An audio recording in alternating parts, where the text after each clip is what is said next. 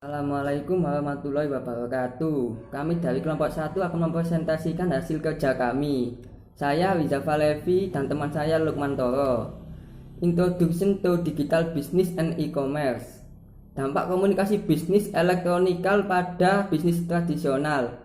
Ada 3 peluang utama transformasi digital yang terbuka untuk sebagian besar bisnis, yaitu yang pertama, inbound marketing atau pemasaran masuk adalah cara pemasaran yang dilakukan untuk membantu calon konsumen menemukan bisnis atau perusahaan Anda dengan mudah. Yang kedua, social media marketing adalah bentuk pemasaran digital yang menggunakan platform sosial dan situs web jaringan untuk mempromosikan produk atau layanan organisasi melalui cara berbayar dan tidak berbayar. Yang ketiga, perdagangan seluler adalah bagian dari e-commerce yang terjadi secara eksklusif melalui perangkat bergerak seperti smartphone. Perbedaan antara bisnis digital dan e-commerce berbeda secara pengertian. Bisnis digital merupakan salah satu jenis bisnis jasa yang menggunakan kecanggihan teknologi saat membuat suatu produk ataupun dalam proses pemasarannya. Bisnis digital tidak hanya berkaitan dengan penjualan suatu produk tanpa wujudnya saja seperti software.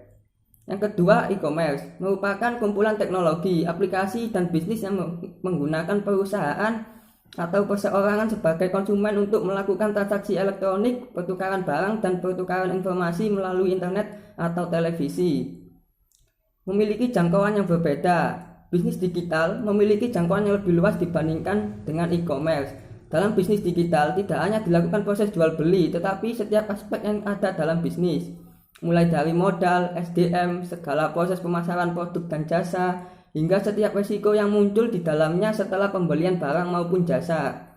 Sedangkan e-commerce jangkauannya hanya terbatas pada proses jual beli saja, atau melalui jaringan internet dalam wadah website saja. Berbeda dari sistem kerjanya, e-commerce hanya menjalankan sistemnya sebagai media transaksi jual beli secara online. Selain itu, e-commerce juga tidak dapat dikatakan sebagai sebuah kegiatan dalam menarik siapapun termasuk pelanggan, supplier maupun mitra untuk membeli atau menjual barang dan jasa secara online. Sementara itu, bisnis digital lebih ke arah eduksi dan juga menjaga agar pelanggan paham tentang manfaat dari sebuah produk maupun jasa yang ditawarkan dalam transaksi online tersebut. Jadi, bisnis digital bergerak dari awal, mulai dari perencanaan proses produksi, manajemen risiko, pengembangan sebuah produk maupun jasa, dan manajemen keuangan sebuah organisasi maupun perusahaan. Keuntungan bisnis digital. Bisnis digital telah memperkenalkan peluang baru bagi organisasi kecil dan besar untuk bersaing di pasar global. Internet juga memberikan peluang yang signifikan bagi banyak bisnis untuk membangun lebih dekat hubungan dengan pelanggan dan pemasok mereka yang ada secara online untuk membantu mencapai pelanggan penyimpanan. Mendorong penggunaan layanan bisnis digital online oleh pelanggan dan pemasok dapat secara signifikan mengurangi biaya sambil menyediakan saluran baru yang nyaman untuk pembelian dan pelayanan pelanggan. Melalui penyediaan tinggi kualitas layanan online, organisasi dapat membangun hubungan yang langgeng dengan pemangku kepentingan mereka. Risiko dan hambatan untuk adopsi bisnis digital.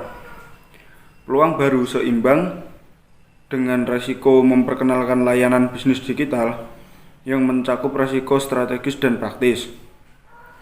Salah satu risiko strategis utama adalah membuat kesalahan keputusan tentang investasi bisnis digital.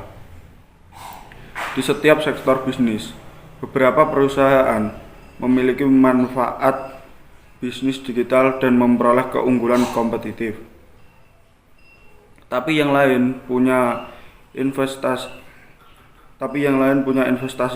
dalam bisnis digital tanpa mencapai pengambilan yang diharapkan, baik karena eksekusi rencana itu cacat atau hanya karena pendekatan tidak tepat.